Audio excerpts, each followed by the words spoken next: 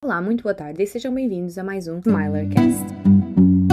E no episódio de hoje eu quero falar com vocês sobre a minha área de formação, que é a área da Psicologia Escolar e de Educação. É uma área que eu amo de paixão, amo de paixão. E sempre que eu digo às pessoas qual é a minha área, as pessoas ficam sempre, o que é que um psicólogo faz?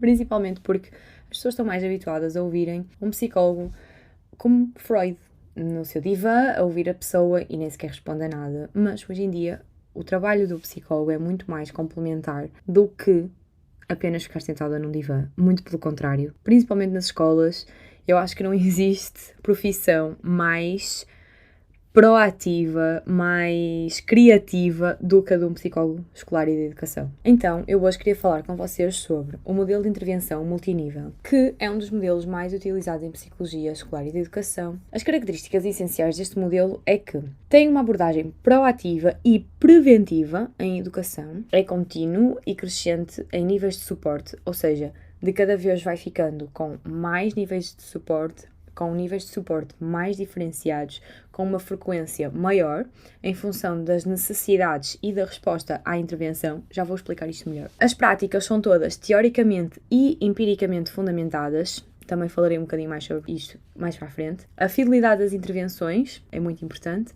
A tomada de decisão é com base nos dados e temos um screening universal e uma monitorização sistemática.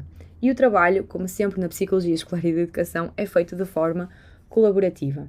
Então vamos partir estas características essenciais em bocadinhos. Então, uma abordagem proativa e preventiva. Estamos a levar ao nível 1 da intervenção, que é o nível universal. O suposto nível 1 é mesmo este, é prevenir que algo vá acontecer. Então, a ideia é que estas ações são ao nível da escola inteira, salas de aula, ambientes e espaços escolares, com o objetivo de promover o bem-estar e o sucesso de todos os alunos. Não são só de alunos que têm alguma dificuldade, não, e nós ainda não percebemos qual é a dificuldade dos alunos aqui. Nós sabemos que nesta faixa etária existe esta questão, então nós queremos promover esta questão para toda a escola. Então estamos numa medida universal. E nós podemos usar cartazes, nós podemos fazer palestras, nós podemos fazer concursos, várias coisas dependendo daquilo que estivermos a falar. Por exemplo, se estamos a falar na prevenção de gravidez, podemos falar de palestras dos métodos contraceptivos, podemos falar sobre isso nas aulas, nós podemos utilizar cartazes, etc. Se estamos a falar de uma escola secundária. Se forem crianças, por exemplo, mais novas e que nós queremos promover a leitura das crianças. Ok, então o que é que nós podemos fazer? Super dinâmico, seria super giro, era fazermos um concurso a ver que crianças é que liam mais livros. Então isto é mais a nível universal, que envolva toda a escola, todas as salas de aula, todos os ambientes, todos os espaços escolares. Claro que não necessariamente para um problema tudo. Na verdade nem é um problema, eu disse problemas, nem sequer é um problema, mas não é para cada questão fazer em todo o sítio, mas não tem a ver com o local onde fazemos, mas para quem fazemos. E neste nível universal é para todos os alunos, ok? Aqui nós já incluímos todas estas tomadas de decisões são baseadas nos dados, são teoricamente e empiricamente fundamentadas. O que é que isto significa, Patrícia? Então, significa que nós sabemos, por exemplo, quando estamos a falar da utilização do preservativo, que os adolescentes tendem a iniciar os relacionamentos sexuais na idade da adolescência. Então, como é que nós podemos fazer para prevenir que engravidem, por exemplo? Então, nós sabemos desse dado, então vamos prevenir que isso aconteça. Por exemplo, na questão da leitura, nós sabemos que as crianças começam a ler aos 5 anos, não é? Começam a aprender a ser alfabetizadas aos 5 anos, e nós queremos que, mais ou menos ao 5º, 6º ano, elas já leiam de forma independente, leiam livros em casa, etc. E nós sabemos que é muito, muito protetor a leitura dos livros, então nós vamos promover essa prática. Como? Vamos fazer um concurso, por que não? Estou a dar exemplos que me surgem à cabeça. Ok. Depois, imaginemos que estas questões não resultaram. Então nós temos a questão suplementar, então, que é o nível 2. Estas ações já são dirigidas aos alunos que são identificados em situação de risco. Então, nós sabemos que aquela criança vive numa situação de risco, não pode comprar livros, não tem acesso à leitura, falta muito às aulas. O que é que nós temos de fazer para incluir essa criança? para darmos um apoio adicional. Se calhar vamos falar sobre a biblioteca, se calhar vamos promover, fazer uma parceria, tentar arranjar os livros para todas as crianças terem acesso aos livros. Se calhar se o problema tem a ver mesmo com a leitura, vamos tentar perceber, criar uma reunião extra com o professor de português para que possa incluir a criança em outras atividades também, que possam incluir esta criança. Normalmente este apoio nível 2 atinge cerca de 15% da população geral.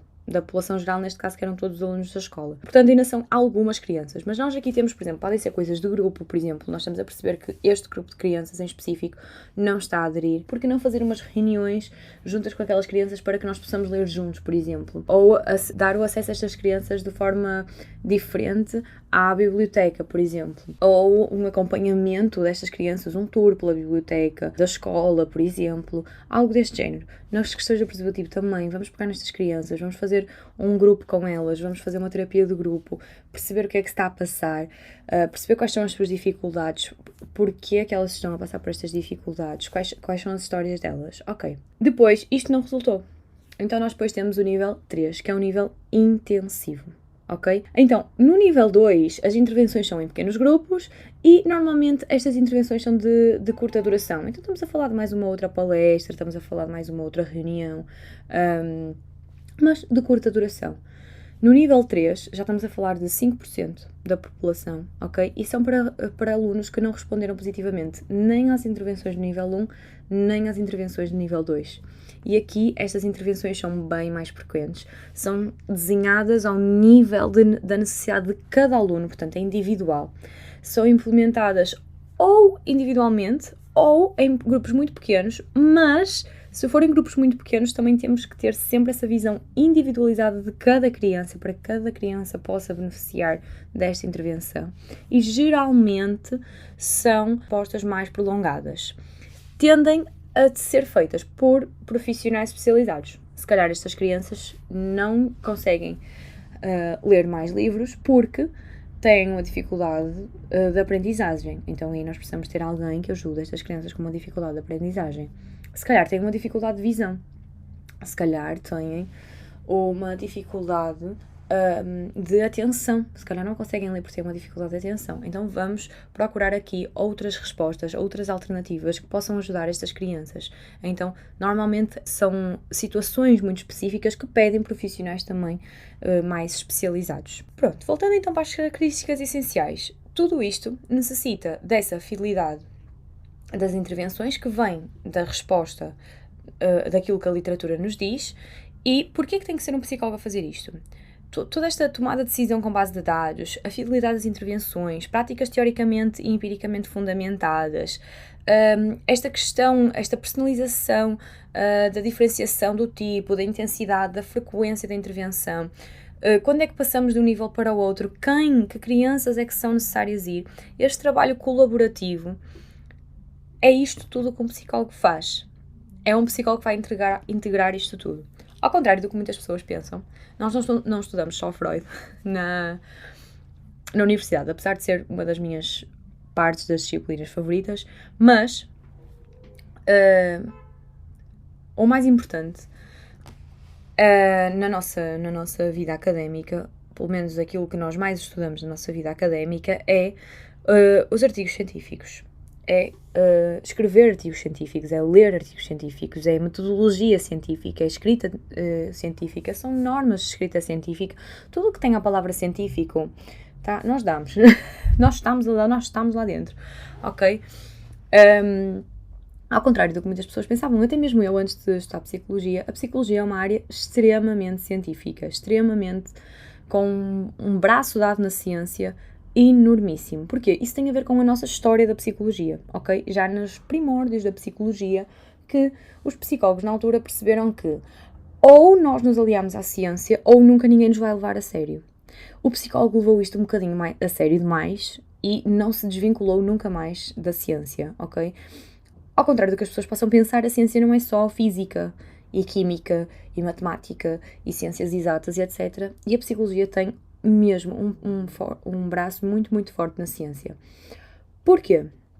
Por causa dessa questão histórica que eu já falei, e então nós damos muito durante todos os 3 anos da licenciatura, durante o ano o primeiro ano de mestrado também falamos muito sobre metodologias científicas. O segundo ano de mestrado é só escrever a tese.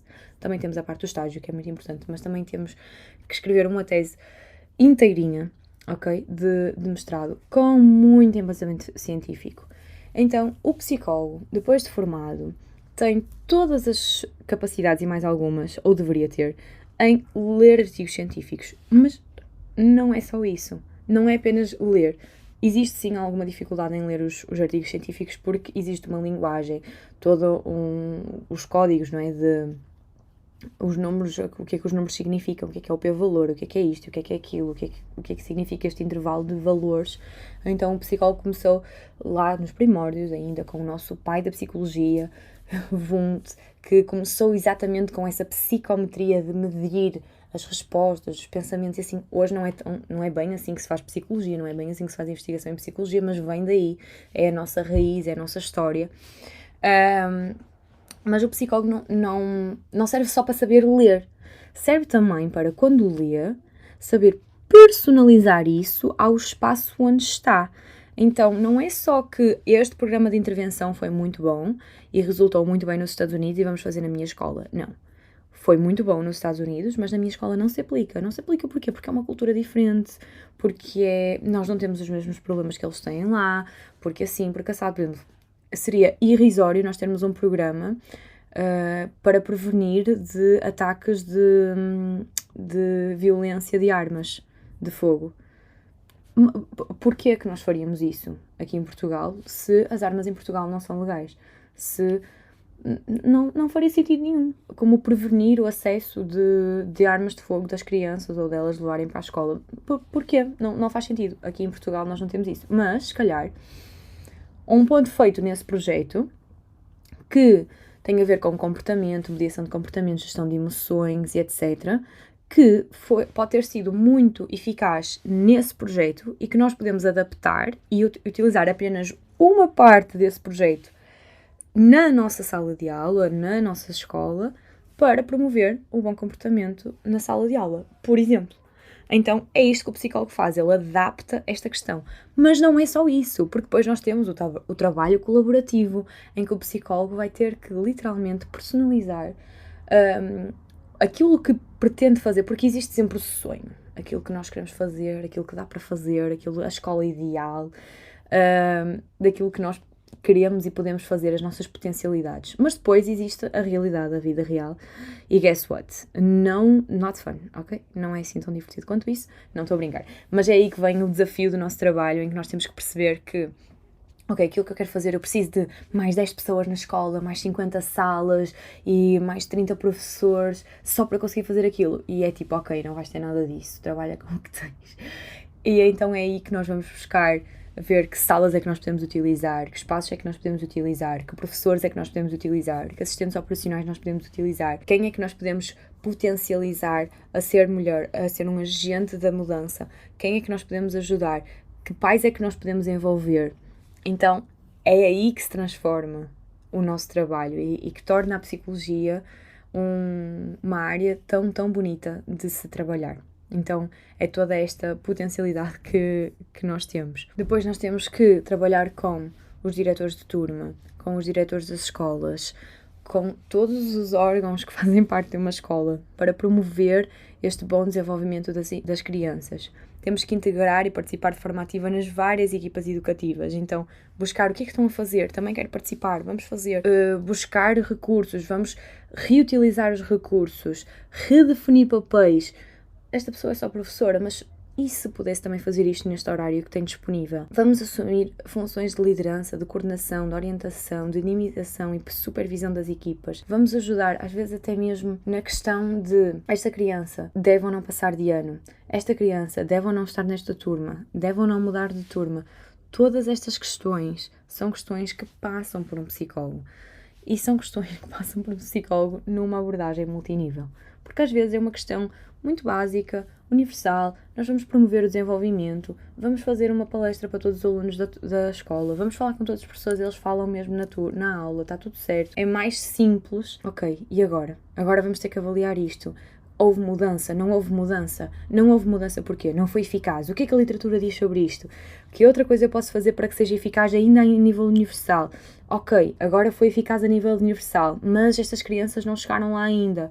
Ok, vamos pegar nestas crianças, vamos fazer uma intervenção mais focada nelas, vamos fazer num grupo mais pequeno.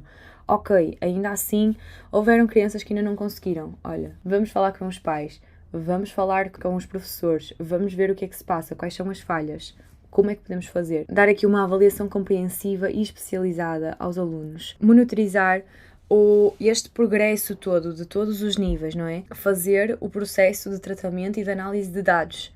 Esta análise de dados é o que vai dar de volta à comunidade científica. Então, olhem, eu fiz isto na minha escola, eu adaptei, lembram-se daquela teoria nos Estados Unidos de redução de gun violence? Eu fiz isso aqui em Portugal, nada a ver com a gun violence, eu só usei os princípios deles e olhem, vejam os resultados que eu estou a ter, são incríveis, tentem vocês também.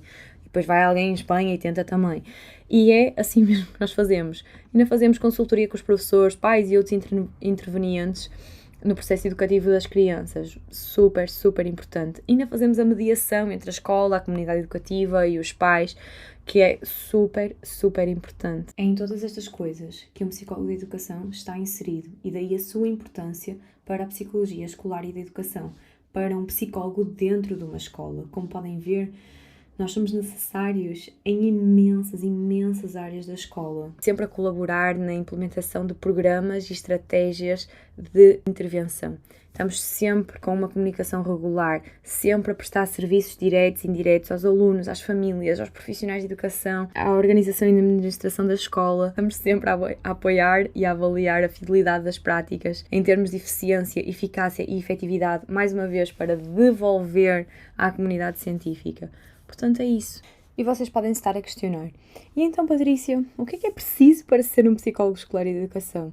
Que implicações para a prática, todas estas questões que tu nos disseste antes, é que nós precisamos de ter para sermos psicólogos escolares de educação? Bem, eu ainda não estou a atuar na prática, mas não só o percurso, né, que eu tomei até agora, que até na licenciatura em que falamos da psicologia escolar e educação, temos cadeiras sobre a psicologia escolar e educação, nem sempre são obrigatórias, etc. Mas também a forma como tu lidas com as outras cadeiras. Primeiro de tudo, o psicólogo escolar e educação tem que ser extremamente criativo, não se importar com ser criativo, precisar de ser criativo, gostar de ser criativo, ser extremamente criativo e estar constantemente a ser criativo.